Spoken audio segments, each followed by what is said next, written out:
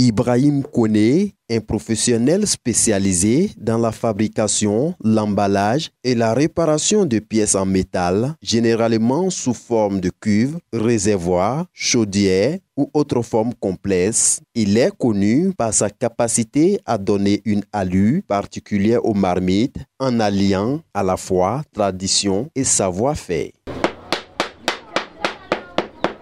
Ce métier n'est pas sans risque. Cet artisan doit composer avec la poussière et des matériaux comme l'aluminium chauffé à blanc. Avec passion, Ibrahim essaye de redonner vie à ce métier ancestral, parfois relégué au second plan face aux professions modernes.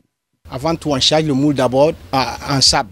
On met un bois carré pour départager les moules. Bon, selon ça, on fabrique marmite. Après cela, il y a l'aluminium au feu. Quand ça devient liquide, après le liquide là aussi, il faut que ça devienne rouge. Il y a un degré. Degré là, ça peut aller jusqu'à au moins 100 degrés. Hein, pour que ça se fonde très bien. Et puis ça devient trop rouge encore, on coule dedans.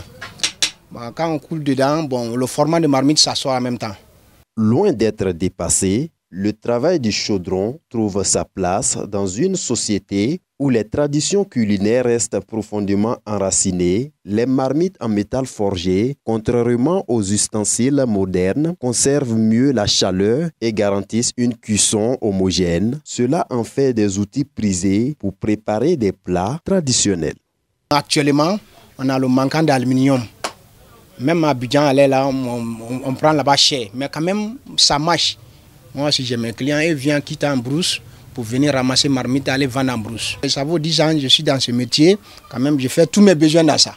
Il est aujourd'hui crucial de redonner de la valeur au métier de main, comme celui du chaudronnier, pour encourager les jeunes à envisager d'autres horizons professionnels. Travailler de ses mains, apprendre un métier artisanal, c'est non seulement une manière de créer et d'innover, mais aussi une opportunité de se démarquer dans un monde de plus en plus dominé par l'automatisation. Ibrahim Koné en est la parfaite illustration.